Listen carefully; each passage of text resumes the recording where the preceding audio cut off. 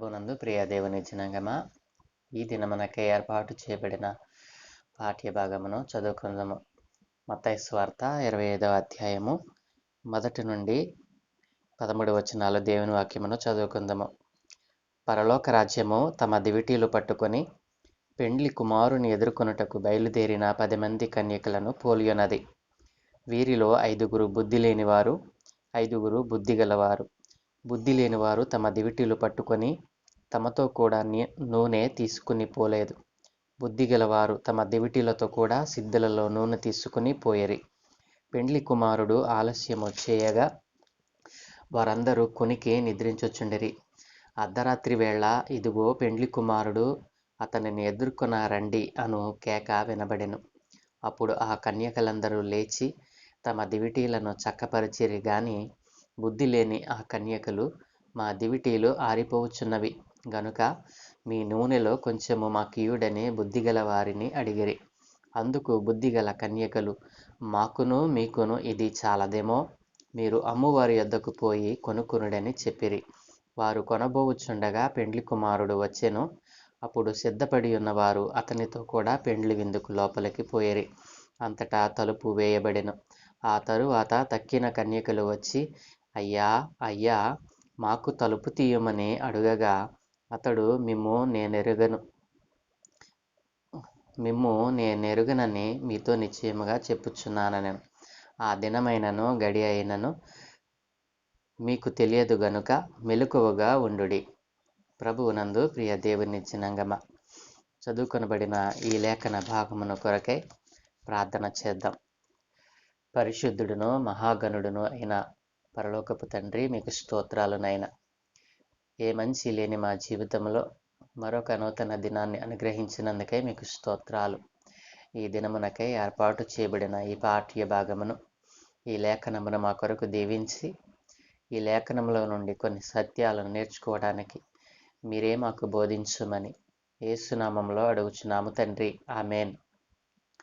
ప్రభువునందు ప్రియ దేవుని జనాంగమా, చదువుకొనబడినటువంటి ఈ లేఖన భాగములో, ఈ లేఖన భాగమున గురించి మనము చాలాసార్లు మనం విని ఉన్నాము. యేసుక్రీస్తు ప్రభుల వారు పరలోక రాజ్యము అనేక సాదృశ్యాలతో ఆయన పోల్చుతూ పరలోక రాజ్యము ఎవరికి సిద్ధిస్తుంది, పరలోక రాజ్యము ఎవరికైతే సిద్ధిస్తుందో అనేకమైనటువంటి సాదృశ్యాలను యేసు ప్రభుల వారు ఈ భూమి మీద ఉన్నప్పుడు ఆయన తెలియచేశారు. ఈరోజు మనం చదువుకున్నటువంటి ఈ లేఖన భాగంలో 10 మంది కన్యకలు, 10 మంది కన్యకలలో వీళ్లలో మళ్ళా కేటగిరీస్ ఉన్నాయి. 10 మందిలో 5 బుద్ధి గలవారు, 5 బుద్ధి లేనివారు. నా ప్రియ దేవుని జనాంగమా, 10 మంది కన్యకలు, అందులో 5 బుద్ధి లేనివారు, 5 బుద్ధి గలవారు. బుద్ధి లేనివారు ఏం చేశారు, బుద్ధి గలవారు ఏం చేశారు? ఇది పెండ్లి కుమారుడు పెండ్లి విందుకు ఆహ్వానింపబడినటువంటి సందర్భము. పెండ్లి కుమారుడు త్వరలో రానయ్యున్నాడు. పెండ్లి గంభీరముగా జరగబోతా ఉంది. పాకానాదముతో, సంగీతనాదముతో పెండ్లి కుమారుడు శబ్దం చేస్తూ రాబోతూ ఉన్నాడు. కాబట్టి ఎవరైతే మెలకువగా ఉండి ఆ శబ్దమును విని ఆయనతో పాటు పెండ్లి విందుకు వెళతారో వారికి నిత్య రాజ్యము సిద్ధిస్తుందని దేవుని వాక్యం సెలవిస్తూ ఉంది. నా ప్రియ దేవుని జనాంగమా, చదువుకొనబడినటువంటి ఈ లేఖనములో మనం ఆలోచన చేసినట్లయితే పెండ్లి విందుకు పెండ్లి కుమారుని ఎదుర్కొనటానికి పిలువబడిన వారు 10 మంది. ఈ 10 మందిలో కూడా సిద్ధపాటు కలిగినటువంటి వారు 5 అని, అట్లాంటి వారిని సిద్ధపాటు కలిగినటువంటి 5 దేవుడు బుద్ధి కలిగిన వారు అని వారికి సర్టిఫికేట్ ఇచ్చారు. అలాగుననే మరొక 5 ఉన్నారు. వారు సిద్ధపాటు అయితే ఉంది కానీ వారిలో లోపం అనేటువంటిది కనపడింది. కాబట్టి వారు బుద్ధి లేని వారుగా ఆయన విభజించారు. కాబట్టి నా ప్రియ దేవుని జనాంగమా, పిలువబడినటువంటి నీవు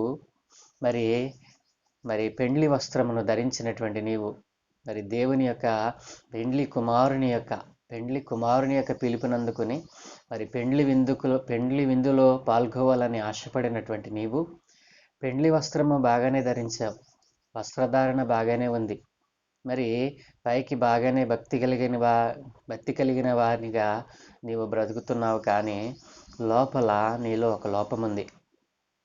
ఆ లోపాన్ని నువ్వు గ్రహించకుండా మరి ఎంతకాలము నీ భక్తి చేస్తే ఉపయోగం నీకు? భక్తి చేస్తున్నానని చెప్పి లోపల ఉన్నటువంటి ఆ దుష్ట ఆలోచనలను, ఆ చెడ్డ తలంపులను, కొద్దిపాటి మరి నులివెచ్చని స్థితి నీలో ఉంది కదూ.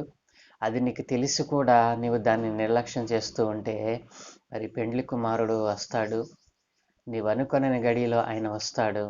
ఆ సమయంలో నీకు ఆ సిద్ధపాటు లేకపోతే దేవుడు నిన్ను ఇక్కడే విడిచిపెడతాడు. సిద్ధపడిన వారు ఆయనతో పాటు పెండ్లి విందుకు వెళ్ళారు. నా ప్రియ దేవుని జనాంగమా, బుద్ధి లేనటువంటి వారు చేసినటువంటి పని, బుద్ధి కలిగిన వారు చేసిన పని దేవుడు ఇక్కడ వ్రాయించాడు. బుద్ధి కలిగిన వారు వీరిలో బుద్ధి లేనివారు 5 బుద్ధి కలవారు. బుద్ధి లేనివారు తమ దివిటీలు పట్టుకొని తమతో కూడా నూనె తీసుకొని పోలేదు. నా ప్రియ దేవుని జనాంగమా, పెండ్లి కుమారుడు మరి మనం అనుకున్నటువంటి గడియలు వస్తే అందరూ సిద్ధపడతారు, కానీ ఆయన చెప్పాడు కదూ, ఆ గడియ అయినను ఆ సమయమైనను ఆ గడియ అయినను మీరు ఎరుగరు, కనుక సిద్ధపడి ఉండాలి. నేను ఎప్పుడొస్తానో మీకు తెలిస్తే సిద్ధపడి ఉంటారు, కానీ పెండ్లి కుమారుడు రావటం తథ్యం. పెండ్లి కుమారుడు రావటం మాత్రం తథ్యం, కానీ ఆయన ఎప్పుడొస్తాడో ఏ గడిలో వస్తాడో నీవు ఎరుగవు. కాబట్టి నీకు సిద్ధపాటు అనేది ఉండాలి కదా, బుద్ధి ఉండాలి కదా. నీకు పెండ్లి వస్త్రం ధరింపజేశాడు కదూ, రక్షణ వస్త్రం ధరింపజేశాడు, జ్ఞానమును బుద్ధిని తెలివినిచ్చాడు. అయినప్పటికీ కూడా నీవు బుద్ధి లేకుండా మరి రక్షణ అనేటువంటి నూనె మరి బుద్ధి అనేటువంటి నూనె లేకుండా నీవు మరి పెండ్లి విందుకు రెడీ అయిపోయావంటే మరి ఏ రీతిగా నీ భక్తి, నీ విశ్వాస జీవితం ఉందో ఒకసారి ఆలోచన చేయమని అంటున్నాడు. ఈ బుద్ధి లేని వారు మరి పెండ్లి కుమారుని అయితే ఎదుర్కోవటానికి వచ్చారు, కానీ వారి దివిటీలలో వారి రక్షణ జీవితంలో మరి ముఖ్యమైనటువంటి వాక్యమైనటువంటి శక్తి, మరి వాక్యమైనటువంటి నూనె వారు తీసుకొని పోలేదు. ఏదో కొద్దిపాటి వాక్కులను మాత్రమే వారు సిద్ధపాటు కలిగి ఉన్నారు, కానీ పరిపూర్ణమైనటువంటి మరి రక్షణ అనుభవం అనేటువంటిది వారికి లేదు. కాబట్టి మరి వారు దివిటీలలో నూనెను చూసుకొనకుండా పెండ్లి కుమారుని ఎదుర్కోవటానికి బయలుదేరారు. దేవుడు వారికి ముందుగానే వారిని కేటగిరీ ఇచ్చేశారు కదా. మరి బుద్ధి లేని వారు బుద్ధి కలవారు. నా ప్రియ దేవుని జనాంగమ, ఈ బుద్ధి లేనటువంటి వారు మన జీవితంలో మరి మన సమాజంలో కూడా మనం చూడగలం. బుద్ధి లేని వారు మరి ఏ రీతిగా బ్రతుకుతారు, బుద్ధి కలిగిన వారు ఏ రీతిగా దేవుని యొక్క క్రియలందు ఆసక్తి కలిగి ఉంటారు. దేవుడు చెప్పాడు కదూ, దేవుడు చెప్పినటువంటి ప్రతి మాట నిరర్ధకం కాదు. మరి ఈ బుద్ధి లేని వారు మరి ఎప్పుడైతే బుద్ధి లేకుండా ఆ నూనెను సిద్ధపాటు చేసుకోనకుండా మరి కొద్దిపాటి నూనెతోనే మరి పెండ్లి వస్త్రం ధరించి పెండ్లి కుమారుని ఎదుర్కొనటానికి వెళ్ళినప్పుడు పెండ్లి కుమారుడు రాకను ఆలస్యం చేశాడు. పెండ్లి కుమారుని రాక ఆలస్యం అవ్వగా వీరు ఏం చేశారంట, 10 మంది కూడా నిద్రించారట. కునికి నిద్రించుచుండిరి. అర్ధరాత్రి వేళ ఇదిగో పెండ్లి కుమారుడు అతనిని ఎదుర్కొన రండి అనే ఒక శబ్దం వినబడినప్పుడు 10 మంది లేచారు. కానీ 10 మంది లేచినప్పుడు అందులో సిద్ధపడి ఉన్నటువంటి 10 మంది కన్యకలు వారి దివిటీలు ఆరిపోలేదు. ఎందుకంటే ఆరిపోవటానికి వచ్చినప్పుడు వారి దగ్గరున్న మరి సిద్ధపాటు కలిగినటువంటి నూనె, రక్షణ అనేటువంటి నూనెను మరలా వారి దివిటీలలో పోసుకొని మరి పెండ్లి కుమారుని రాక కొరకై మరి వారు వేచి ఉన్నారు. అలాగుననే తక్కిన బుద్ధి లేని కన్యకలు కూడా లేచారు. లేచి తమ దివిటీలు చూస్తే ఆరిపోవస్తున్నాయి. విశ్వాస జీవితంలో ఆరిపోయేటువంటి మరి మనుష్యులు ఈ రోజున మన కళ్ళ ముందు అనేక మంది కనిపిస్తూ ఉన్నారు. విశ్వాస జీవితంలో మరి పరిశుద్ధమైన జీవితాన్ని పోగొట్టుకోవటానికి ప్రతినిత్యము వారు మరి తప్పిపోతూ ఉన్నారు. అట్లాంటి బ్రతుకును కలిగినటువంటి, అట్లాంటి మనస్సు కలిగినటువంటి, అట్లాంటి నులివెచ్చని స్థితి కలిగినటువంటి ఈ బుద్ధి లేని కన్యకలు తమ దివిటీలు చూసినప్పుడు అవి ఆరిపోవటానికి సిద్ధంగా ఉన్నాయి. అప్పుడు అంటున్నారు కదా, ఆ బుద్ధి లేని ఆ కన్యకలు, మా దివిటీలు ఆరిపోవచ్చున్నవి కనుక మీ నూనెలో కొంచెము మాకీయుడని బుద్ధి కలిగిన ఆ తక్కిన 5గురిని అడగటం జరిగింది. అయితే వారు ఏమన్నారో తెలుసా? బుద్ధి లేని వారు ఏమన్నారంటే, మా దివిటీలు ఆరిపోతున్నాయి, మరి మీ నూనెలో కొంచెం మాకు కూడా ఇవ్వచ్చు కదూ అని అడిగినప్పుడు బుద్ధి గల ఆ స్త్రీలు అన్నారు, ఇది మీకు ఇవ్వటానికి మాకు ఇష్టమే, కానీ పెండ్లి కుమారుని రాక కొరకు మరి ఇవి మనకును మీకును సరిపోవేమో, కాబట్టి మీరు అమ్మవారి వద్దకు వెళ్ళి త్వరగా దానిని కొని తెచ్చుకోండి అని వారికి సలహా ఇచ్చారు. కాబట్టి నా ప్రియ దేవుని జనాంగమా, ఇరువురికిని సరిపోదని తెలిసి కూడా, మరి దివిటీలు ఆరిపోతాయని తెలిసి కూడా, మరి పెండ్లి కుమారుడు ఏ గడిన వచ్చునో మీకు తెలియదని చెప్పినప్పటికీ కూడా ఈ బుద్ధి లేని వారు చేసిన పని ఈ దినాన మనలో కూడా చాలామంది అలాంటి మనస్తత్వాన్ని కలిగి ఉన్నారు. ఆ దేవుడు వస్తాడా ఏంటి, 2000 సంవత్సరాల నుంచి చెప్తానే ఉన్నారు, ఆయన రాకడా ఇదిగో అదుగో ఇప్పుడు అప్పుడు, ఇలా మరి తమ్మును తాము మోసపరుచుకుంటూ బుద్ధిహీనంగా బ్రతుకుతున్నటువంటి వారితో దేవుడు ఈ రోజున మాట్లాడుతూ ఉన్నాడు. బుద్ధి లేని కన్యకలు ఏ రీతిగా అయితే తమ నిత్య రాజ్యమును, పెండ్లి విందును కోల్పోయారు. పెండ్లి కుమారుడు రానే వచ్చాడు. వీరు అమ్మవారి యొద్దకు వెళ్ళి నూనె కొనబోచుండగా పెండ్లి కుమారుడు వచ్చాడు. సిద్ధపడినటువంటి ఆ కన్యకలు పెండ్లి కుమారుడితో పాటు విందులోనికి వెళ్ళి మరి తలుపు వేయబడింది. విందులో వారు సంతోషముగా పాల్గొన్నారు. పెండ్లి కుమారునితో వారికి పాలు లభించింది. కానీ వీరు కొనుక్కొని వచ్చి తలుపు తడితే అడుగుతున్నారు కదా, అయ్యా అయ్యా మాకును తలుపు తీయమని పెండ్లి కుమారుని అడిగితే పెండ్లి కుమారుడు అన్నాడు కదా, మిమ్మును ఎరుగను, మీరెవరో నాకు తెలియదు, మిమ్మును నేను ఎరుగను అని దేవుడు సెలవిచ్చాడు. కాబట్టి ఆ దినమైనను ఆ గడి అయినను మీకు తెలియదు కనుక సిద్ధపడి ఉన్న వారికే ఆ నిత్యరాజ్యం అని దేవుడు సెలవిచ్చాడు. నా ప్రియ దేవుని జనాంగమ, ఇక్కడ ఆలోచన చేసినట్లయితే ఈ బుద్ధి లేనటువంటి వారు, బుద్ధిహీనత కలిగినటువంటి వారు, బుద్ధి జ్ఞానములు దేవుడు అనుగ్రహించినటువంటి, దేవుడిచ్చినటువంటి ఆ జ్ఞానము చేత, ఆ దేవుడిచ్చినటువంటి ఆ రక్షణ చేత తమ్మును తాము భద్రపరచుకొనకుండా వారు ఏ రీతిగా అయితే దేవుని యొద్ద మరి దేవుని సన్నిధిలో మరి నిర్లక్ష్యముగా వ్యవహరించారు. మరి దేవుడు చెప్పినటువంటి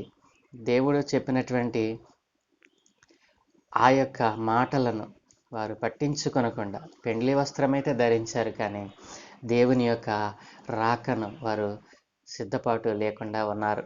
నా ప్రియ దేవుని జనాంగమా, ఈరోజు మరి మనలో కూడా చాలామంది ఈ బుద్ధి లేని కన్యకలు ఏ రీతిగా అయితే బ్రతికారో, ఏ రీతిగా అయితే ఆలోచన చేశారో, మరి పరిపూర్ణమైనటువంటి సిద్ధపాటు ఏ మనిషిలో లేదో వారు దేవుని యొక్క పెండ్లి విందును కోల్పోతారు.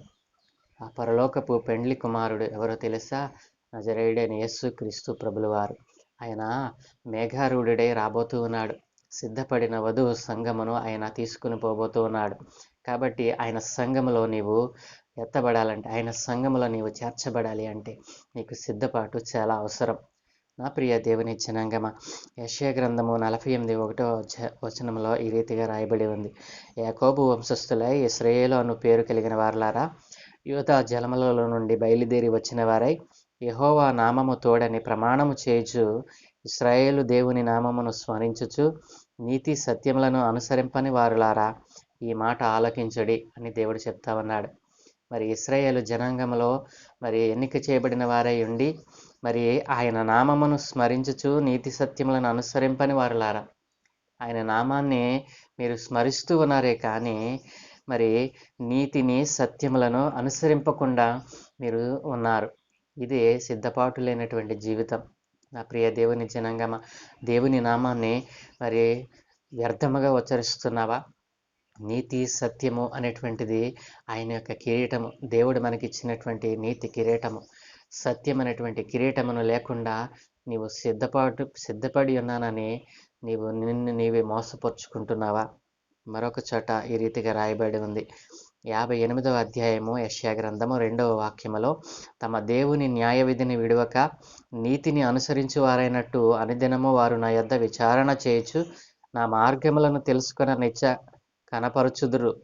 తమకు న్యాయమైన తీర్పులు తీర్చవలెనని వారు అడుగుదురు. దేవుడు తమకు ప్రత్యక్షుడు కావాలనని ఇచ్చయింతురు. ఈ బుద్ధి లేని వారి జీవితంలో ఉన్నటువంటి లక్షణాలను ఇక్కడ యెషయా భక్తుడు వ్రాయించాడండి. తమ దేవుని న్యాయ విధిని విడువక నీతిని అనుసరించు వారైనట్టు అనుదినము వారు నా యొద్ద విచారణ చేస్తారంటండి. బుద్ధి లేనటువంటి ఈ మనుష్యులు మరి దేవుని యొద్ద ప్రతినిత్యము విచారణ చేస్తారంట, కానీ సిద్ధపాటు లేదు. అలాగుననే ఆయన మార్గములను తెలుసుకొన నిత్య కనపరచుదురు. ఆయన మార్గములను వెతుకుతారట. మరి నిశ్చయముగా ఆయన మార్గములను వెతకటానికి వారు వెతుకుతారు. తమకు న్యాయమైన తీర్పులు తీర్చవలనని దేవుడు తమకు ప్రత్యక్షం కావాలనని కోరుకుంటారంట. కానీ దేవుడు ఎవరికి ప్రత్యక్షం అవుతాడు? సిద్ధపాటు కలిగినటువంటి వారికే కదా. బుద్ధి లేని నీలాంటి సిద్ధపాటు లేనటువంటి వారితో దేవుడు ఎలా తన న్యాయమైన తీర్పులు తీరుస్తాడు? కానీ ఈ బుద్ధి లేని వారు అనుకుంటారంట మాకు న్యాయమైన తీర్పు తీర్చాలి, దేవుడు మాకు మంచి మార్గంలో మమ్మల్ని నడిపించాలి అనుకుంటారట. ఎప్పుడు నిన్ను దేవుడు మంచి మార్గంలో నడిపిస్తాడు? ఆయన మార్గములను విడిచి తిరుగుతున్నటువంటి నీవు ఆయన మార్గములు, ఆయన మాట విని పరిపూర్ణమైనటువంటి సిద్ధపాటు నీకుంటే దేవుడు నిన్ను మంచి మార్గంలో నడిపిస్తాడు. ఈ బుద్ధిహీనులు ఈ రీతిగా అనుకుంటారంట. కాబట్టి నా ప్రియ దేవుని జనాంగమా, ప్రకటన గ్రంథంలో సార్దీస్లో ఉన్న సంఘముతో దేవుడు చెప్తూ ఉన్నాడు కదా, జీవించుచున్నావన్న పేరు మాత్రం ఉన్నది కానీ నీవు మృతుడవే. సార్దీస్లో ఉన్న సంఘానికి దేవుడు చెప్పమన్నటువంటి మాట, జీవిస్తూ ఉన్నారు అన్న పేరు మాత్రం ఉంది కానీ వారు మృతులై ఉన్నారు. కాబట్టి నా ప్రియ దేవుని జనాంగమా, ఈ రోజున నీ విశ్వాస జీవితం ఏ రీతిగా ఉంది? బుద్ధి కలిగిన కన్యకలు ఏ రీతిగా తమ పెండ్లి వస్త్రమును ధరించి పెండ్లి విందుకు వారు ఆహ్వానింపబడ్డారు, ఎలాంటి సిద్ధపాటు కలిగి పెండ్లి కుమారునితో జత కలిశారో ఆ రీతిగా నీవు ఉండకుండా బుద్ధి లేని వారిగా, బుద్ధి లేని కన్యకులుగా సిద్ధపాటు లేని జీవితమును జీవిస్తూ ఈ లోకములు ఎంతకాలం బ్రతుకుతావని దేవుడు అడుగుతూ ఉన్నాడు.